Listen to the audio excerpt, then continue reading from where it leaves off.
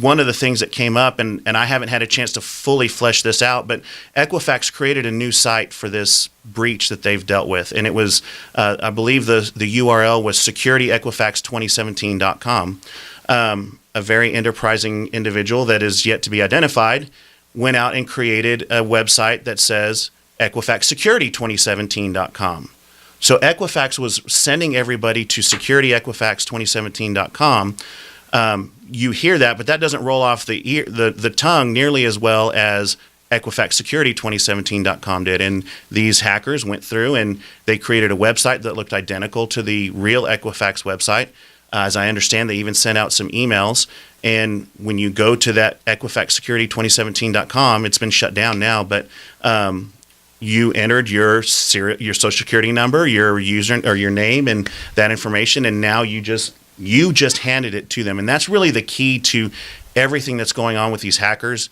It's what makes it very difficult from a technology standpoint. When we do our marketing, I use cybersecurity because that's what resonates with people, but I move off it very quickly and start talking about information security because there's so much about this that goes beyond the technology. You've got to think critically. You've got to have people that are actively reading and actively doing things.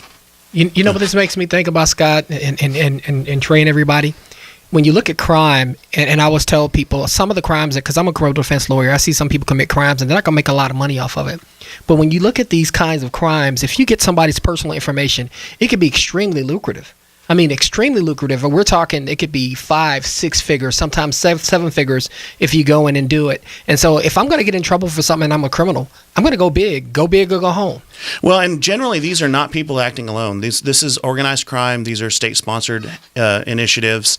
Sometimes it's industrial espionage. There was back in 2012, I believe, 2014, there was an operation that initiated in China called Night Dragon that was focusing on the energy industry.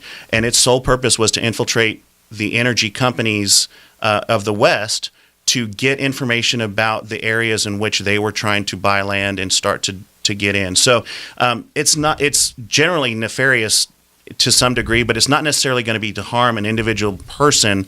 A lot of these are going to go through and they're going to really, they're going for much, much bigger fish. And like I said, organized crime, state-sponsored things like that. Scott, back to your question, number 2 on the hit list is almost always going to be have a good backup. Whether it's on your iPhone or on your Android phone or on your Surface computer or just a home Mac home computer, you have to back it up. And that's it. It seems a little misleading for people to say, well, I've just got it backed up, I'm good. You actually have to go through and do recoveries.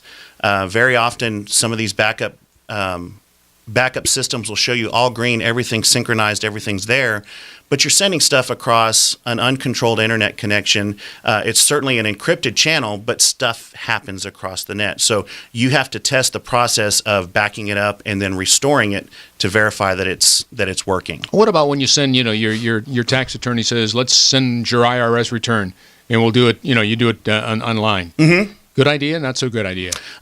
You would want to believe that it's a good idea. I don't know I'm not as familiar with the intricacies of the IRS system, but the e-file system is something that's been tried and true. Again, the general mantra is if somebody wants to hack into the IRS, they can. But as far as submitting that's an encrypted channel. So you're sending stuff, assuming you've got the whatever browser you're using, it's green lock or it says secure connection or something along those lines that it's going to indicate that it's a secure certificate. Your transmission itself is generally pretty secure, but that's one of those things that you never know. It also depends on what network you're on. So the third item that I would have said on there is I really avoid public Wi-Fi as much as possible. When I was hear that everywhere. Anytime I talk to anybody in IT, they always tell me don't log on at the grocery store or McDonald's or wherever. Trey, it's really scary. One of my securities classes was taught by a gentleman who is scary in and of himself, in a good way, but he's the guy that Home Depot brings in and Target brings in after the first company that they brought in to clean up their mess didn't do the job. He's the one that charges them twice as much and gets the money because he's going to make it work. In that class, he showed us how He took a computer that was fully patched, had a up-to-date antivirus system, and he took over that computer in 2 minutes just by connecting to that landing page in the hotel. They were, because there's that landing page where it says enter your room number, enter your last name and stuff. In the time that that person logged into that, got to that landing page, because he was able to do a man in the middle, redirect that traffic through his computer, he was able, in the course of 2 minutes, to take complete control of that laptop. And it really only took him that long because he was showing us how he was doing it every step of the way. Had he pre-positioned any of that stuff, he said it would have been 15 or 20 seconds.